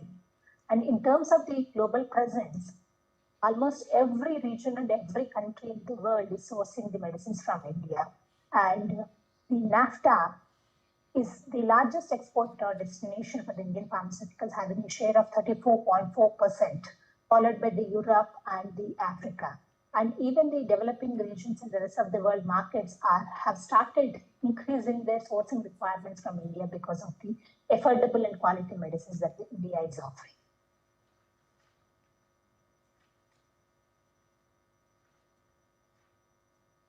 And so Indian and Japanese pharmaceutical companies have been collaborating since ages, and there are quite a good number of Japanese companies have set up their manufacturing units in India and making their products available from the Indian institutions and supplying not only to Japan and also to the other countries.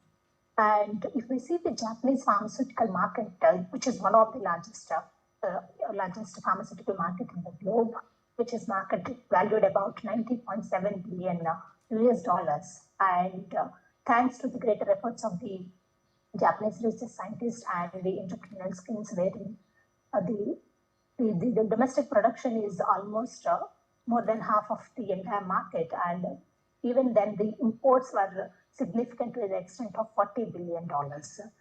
And in terms of their imports, the imports from India is having a very meager share, not even 1%. And the bilateral relations in terms of the pharma is confined only to the value of 240 million imports from India. So certainly there is a greater scope for the enhanced relations in the pharmaceutical imports by Japan from India. And we understand that the generic market has a very negligible share, and the government of Japan is focused more towards increase the generic prescriptions by their doctors and also the increased consumption by the patients. So in that endeavor, India would be a perfect partner in terms of sourcing directly from India, or also in terms of the technological collaborations between the entities, so that the domestic production capabilities of generic formulations could also be enhanced.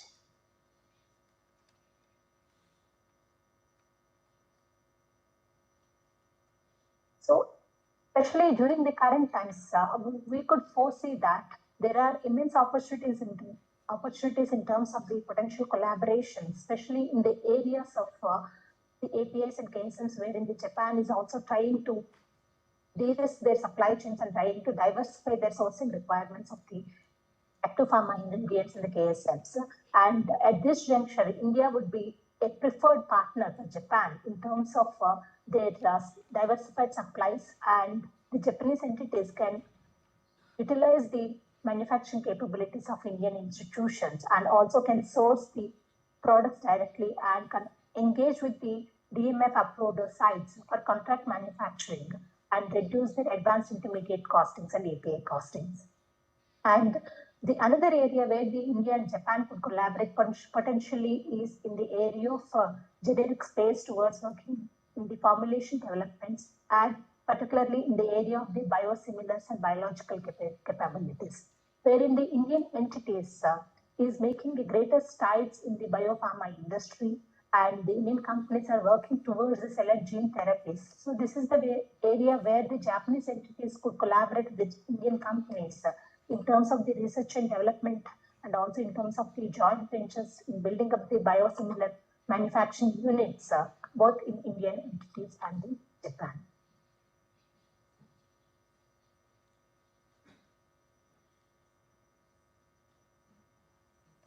And thank you so much once again for having me and giving this opportunity to present about the Indian pharma industry. And my special thanks to Ambassador Honorable His Excellency C.B. George and the entire team of Indian Embassy for hosting this event and for giving us this opportunity. Thank you. Thank you, ma'am.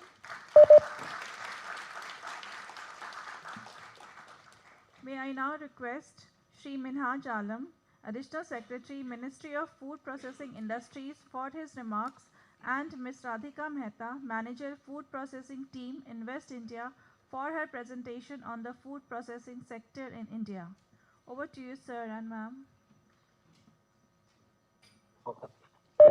His Excellency Mr. C.B. George, Ambassador of India to Japan. His Excellency Mr. Tomikazu Fukuda, Governor, Tochigi Prefectural Government. His Excellency Mr. Yoshiyuki Higano, Chairperson, Tochigi Prefectural Assembly. His Excellency Mr. Yutaka Kaneko, Mayor, Sano City. All other distinguished dignitaries. I would like to extend my warm congratulations and heartfelt thanks to Embassy of India in Japan and Tochigi Prefectural Government for facilitating the webinar today. It's my pleasure to represent the Ministry of Food Processing Industries in this important interaction today. It offers a great platform to showcase opportunities available in the sector and foster mutual collaboration. In the back of solid structural reforms, India is now one of the world's fastest growing major economies. Apart from that, it is also an attractive destination for investment globally. Under the dynamic leadership of our Honorable Prime Minister, the Government of India have taken path-breaking measures towards becoming Atmanirbhar and vocal for local. The Ministry of Food Processing Industries has been following the pathway to drive the seamless growth of food processing sector at a full capacity. Recognizing the pivotal role of food security and technological advancement in global development, India-Japan partnership aims to integrate cutting-edge research, sustainable practices, and market-oriented solutions to revolutionize the food technology and processing sectors. By leveraging Japan's advanced technology in food processing and India's rich agricultural resources and expertise, both countries can aim to enhance productivity, quality, and safety across the entire food value chain. Through joint research and development efforts, knowledge exchange, and capacity building initiatives, a culture of innovation and entrepreneurship that drives economic growth and creates new opportunities for farmers, entrepreneurs, and consumers can be fostered. The Japanese food processing industry is one of the world's most advanced, sophisticated, generating a revenue of $687 billion in 2023, with the largest segment being confectionery and snacks amounting to $254 billion. Online sales in the food market account for 7.6% of the total revenue. Japan is the third largest packaged food market globally, after the US and China, with a growing trend towards health-oriented products and doubling of frozen food consumption over the past 2 decades. By 2026, the retail sales in the packaged food market in Japan are expected to reach $235.9 billion, a 9.1% growth from 2022. Major agricultural products in Japan include rice, sugar, beets, fruits, vegetables, pork, poultry, dairy, and fish. In 2021-22, India exported approximately $728 million worth of food products to Japan, covering major product categories. The presence of Japanese companies in India has been increasing steadily. As of June 2022, there were more than 1,400 Japanese companies registered in India, which is 10.2% growth as compared to 2016. State-wise, Delhi and Kerala exhibited a slight increase in number of Japanese companies. Bilateral trade between India and Japan has increased substantially in recent years. Exports have witnessed a 23% growth, and imports have witnessed 24% growth from 2021-22 time period. There is immense potential for the collaboration between India and Japan in the food processing and allied sectors. As the Ministry of Food Processing Industries, Government of India is uniquely placed among all stakeholders, producers, food processors, equipment manufacturers, logistic players, cold chain players, technology providers, startup and innovators, food retailers, etc. It is pertinent that the Ministry organizes a mega food event, World Food India, with focus on showcasing myriad opportunities in processing value addition as well as opportunities available in other champion segments for all relevant stakeholders.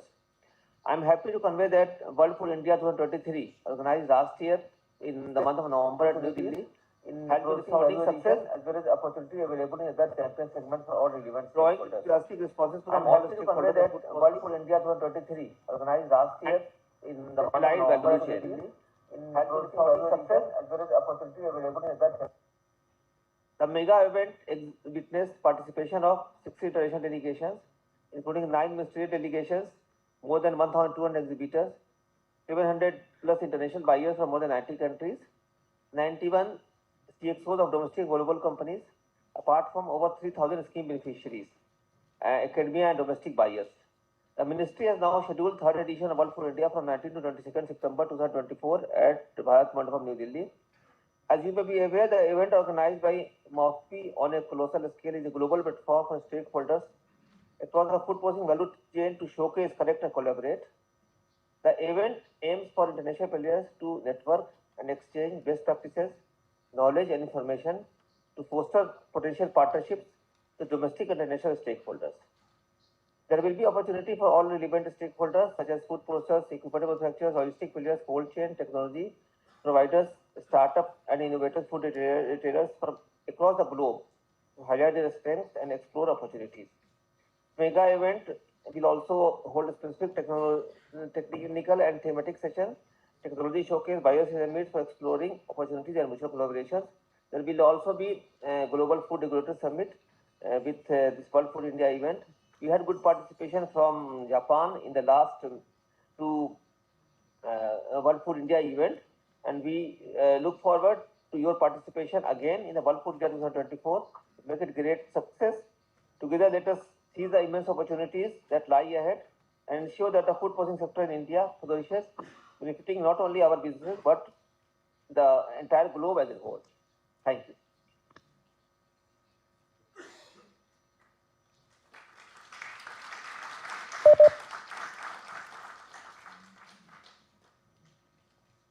Good afternoon, everyone. I hope my screen is visible. Thank you.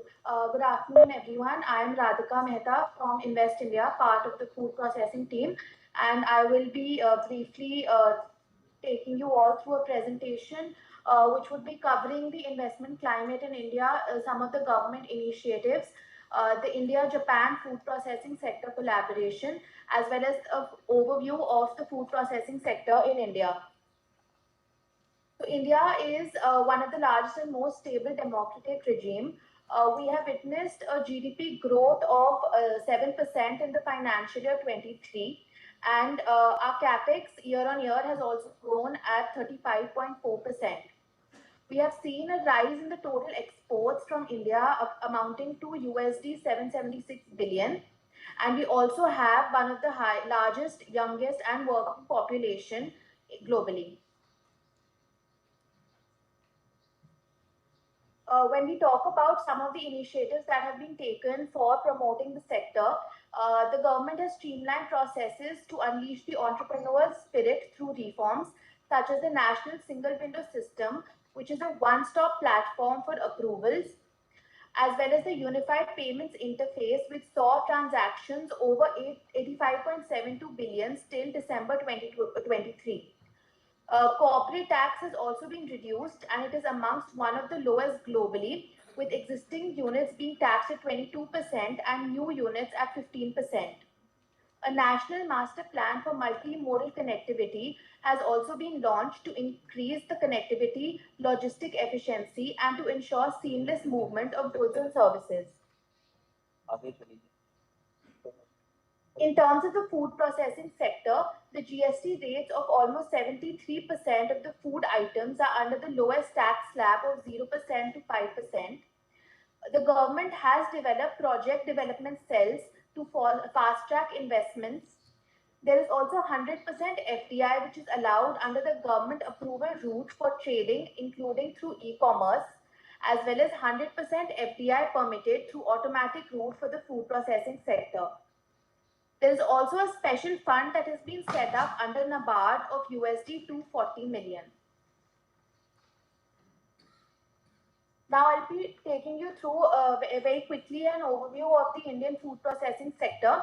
So India ranks first when it comes to milk, livestock, millets and pulses, and the second largest when it comes to food grains, fruits, vegetables and tea. We also have an 11.57% share of food processing in gross value added in agriculture. The Indian food processing market is expected to be valued at 535 billion by 2026. The agri-food exports have also increased and have amounted to 46 billion in 23-24. Amongst the top exported products, we have cereals, marine and sugar and confectionery. Even though we have a very large base of production, our current level of processing across value chains remains smaller, which gives an opportunity for companies to expand to increase the processing level across milk, fruits and vegetables, meat and fish. Briefly taking you through the fisheries market overview in India, we rank the first when it comes to inland capture fisheries, second in aquaculture production and second in overall food production. We also have an average annual fish production growth rate of over 7% in 2022. In terms of the top states in fish consumption, Andaman and Nicobar Islands, Lakshadweep, Tripura, Karnataka and Kerala occupy the top states.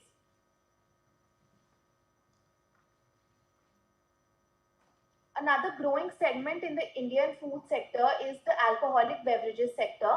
We are the fifth largest market with exports of over 275 million in 23-24, and we also expect an increase in consumption to increase almost 2x by 2028.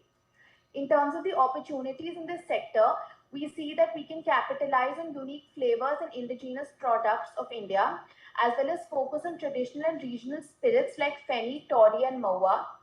We also feel that there are opportunities to offer diverse flavors and brewing techniques in craft beer in the country. In terms of the fruits and vegetables segment, we saw the total fruit production which crossed over 112 million metric ton, and a total vegetable production which crossed 209 million metric ton in 22-23. In terms of our major export destinations, the top destinations are the UAE, Bangladesh and Nepal. In terms of opportunities, there is a growing demand for frozen and processed fruits and vegetables, as well as use in ingredients in ice cream, yogurt, etc., as well as opportunities in the packaging technology for convenience food. Just covering briefly the India-Japan focus on food processing and opportunities for collaboration. The agri-food exports amounted to 690.5 million. Out of this, 50% were exports of fish and fish products. There has also been a 22% growth of rise in citrus fruit, nuts, fruits and melon exports. The top imported Indian products in Japan are fish and crustaceans, fruit, nuts, tea, coffee, spices, as well as food-based and prepared animal fodder. In terms of the opportunities in the Indian food processing sector, our processed meat exports have reached a high of 1.47 million USD in 22-23, indicating significant global potential. There are also opportunities in novel packaging solutions and new value-added products like frozen and chilled products, as well as ready-to-cook and ready-to-eat products. There has been a growing demand for frozen and processed food. Another advantage is that we can look at collaborating to reduce the waste by expanding the cold chain infrastructure and multi-commodity cold storage to minimize wastage, and look into packaging technology for convenience foods. There are additional opportunities in the soft drinks market as well as the ready-to-drink segment containing coffee, amongst others.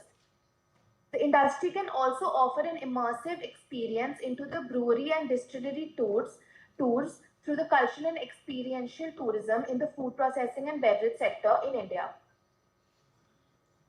So as mentioned by Minhad sir, to capitalize on the growing interest of into the food processing and allied sectors, the Ministry of Food Processing Industries, Government of India, is organizing one of India's largest exhibition of food processing and allied sectors, World Food India 2024, from 19th to 22nd September at Bharat Mandapam, New Delhi.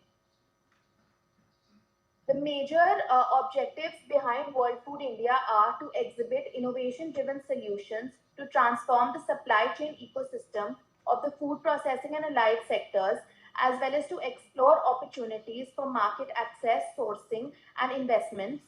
Also, to boost the mutual interests of both domestic and foreign entrepreneurs by forging partnerships, and to promote the reduction of wastage, sustainable ecosystem, as well as indigenous processing techniques. In terms of the expected participants' profile, the ministry aims to make this event as inclusive as possible and invites participation across the food value chain, ranging from food processing and manufacturing companies, startups, innovators, ingredient manufacturers, government representatives, equipment manufacturers, financial institutions, trade and media partners, amongst others. Just going through some of the key elements of World Food India, we will be having a reverse buyer-seller meet, which will serve as an exclusive opportunity to forge lasting business relationships and explore new horizons. We expect more than 1,000 buyers to be present during the RBSM. We will also be having exhibition and sub-segment specific pavilions, as well as B2B and B2G meetings. We will also be having the Global Food Regulators Summit during World Food India 2024. Among some of the new additions to this edition of World Food India, we will be having a focus on the alcoholic beverages sector, the HoReCa segment, the pet food segment, as well as the post-harvest machinery segment. Thank you.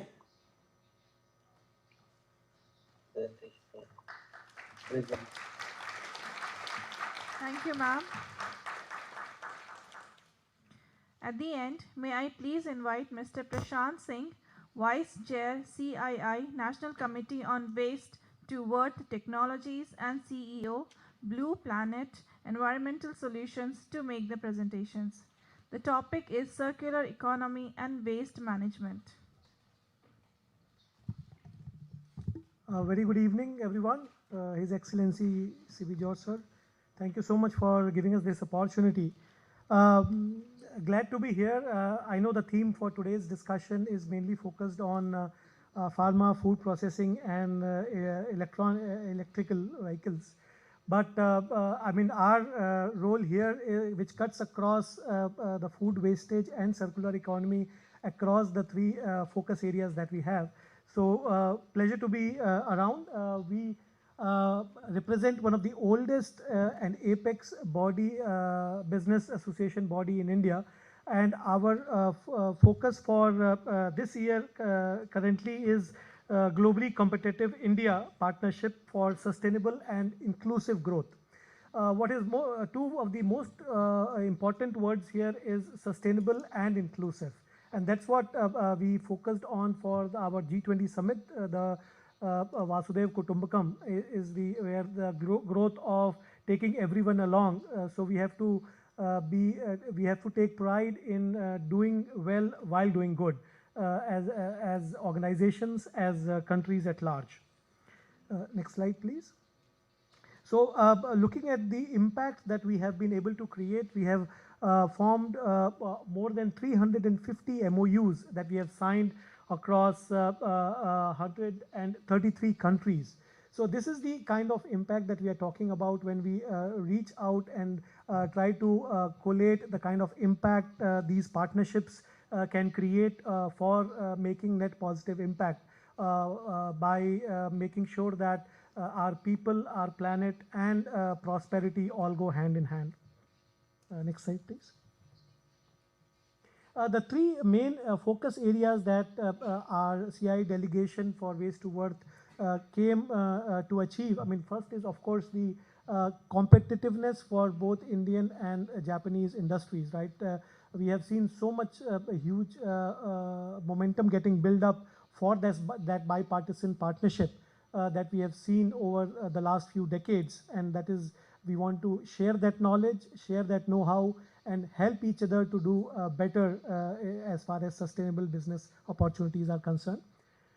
Number two is bilateral collaboration, right? So I think the kind of challenges, be it climate change, be it net zero and sustainability aspect of things, whatever we can do to avoid reinventing the wheel would be the mantra for us to stay successful globally. So we are exploring partnerships here with the right technologies, right innovations, and right forms of doing businesses, stitching those transactions together to make sure joint collaboration becomes productive and fruitful. And last but not the least, the synergies for investments. I think if you look at it, the kind of investments which is required for the whole climate change issue and circular economy is very, very significant, especially for a growing economy like India. So we are very, very bullish that with this kind of collaboration and right kind of patient capital investments that we look for with our partners like Japan, we will be able to overcome this hurdle. Next slide, please. A little bit, I mean, we have spent a lot of time as far as opportunity is concerned, right? So I think I'll just maybe share a few pointers here. We have aspired ourselves to become a developed country by 2047. So that developed country means that our current GDP per capita is $2,600, which has to increase to $18,000 in the next 25 years, which is almost 8x increment over the next 25 years, which is very, very significant. And that is the opportunity that we are looking at to get partnered from Japan partnerships here. Next slide, please. These are the four areas that we believe we can work together as part of the recent budget. We are willing to, government has supported that we will skill, upskill and reskill 20 million youths in India over the span of next 5 years, which is very, very significant as far as capacity building is concerned, as far as making sure the technologies that are getting developed either in Japan or through the mutual collaboration gets implemented on the ground and the real impact is being created. I mean, apart from that, the transition financing, which is the main focus for our COP29, which will happen in the next few months, will be the driving force for us to make sure we are able to move the needle as far as the climate change is concerned. Next slide, please. These are the couple of collaboration opportunities that we have already seen a significant amount of progress. JICA being one, Japanese International Cooperation Agency, has already invested a significant amount of funding and supported local businesses, and we have given the right kind of impact that those fundings can help us create, be it jobs, be it impact to environment, be it sustainability or climate change. Maybe the last slide, next one. These are just a couple of examples what so JICA has already committed more than 4 trillion rupees over the last few decades. But as His Excellency was saying, we as Japan, we are looking at investing 5 trillion rupees over the next 5 years, which is a significant uptick, and we are looking forward towards partnering with those kind of initiatives, be it climate change, sustainability, food wastage as far as food processing is concerned, and make sure our dream of Viksit Bharat in 2047 becomes a reality together. Thank you.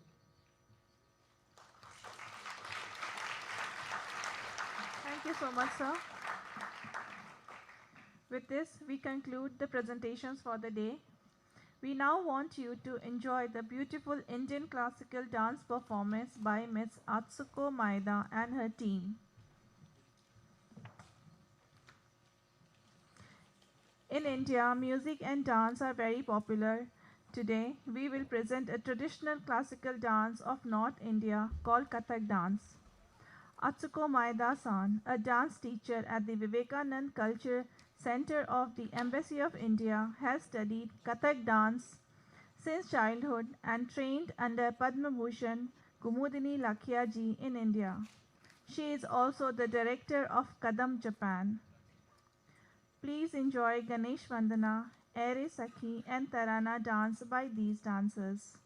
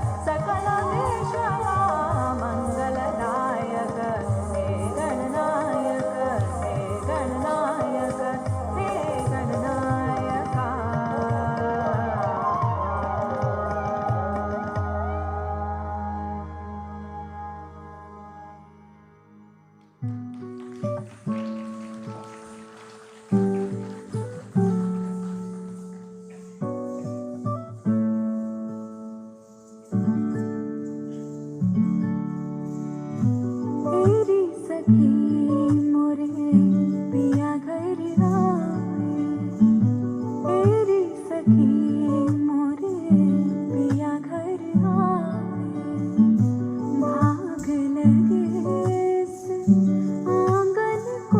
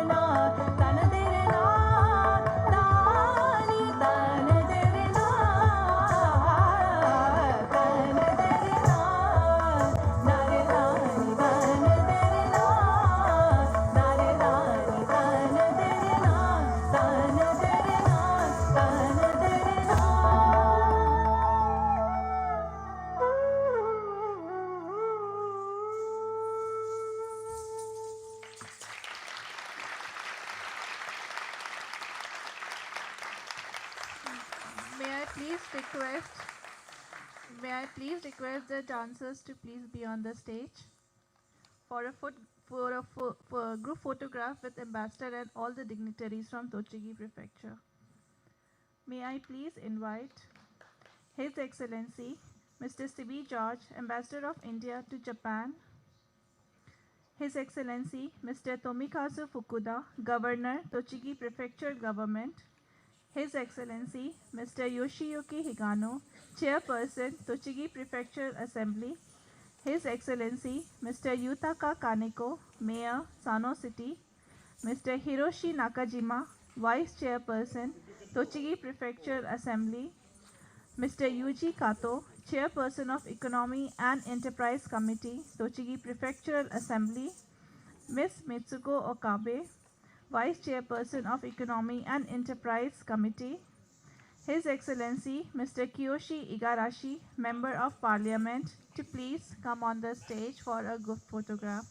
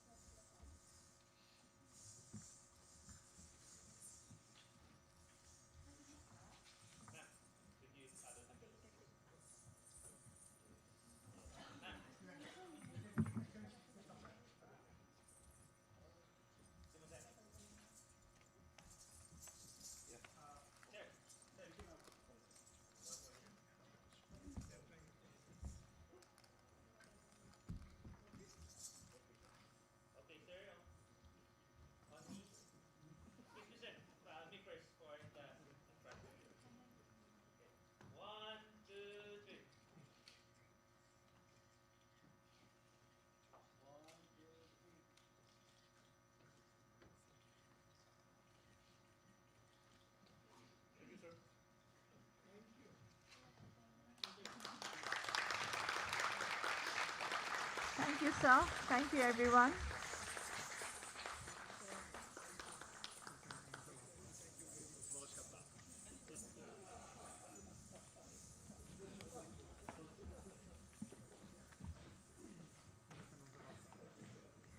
With this, we would conclude today's seminar for the day.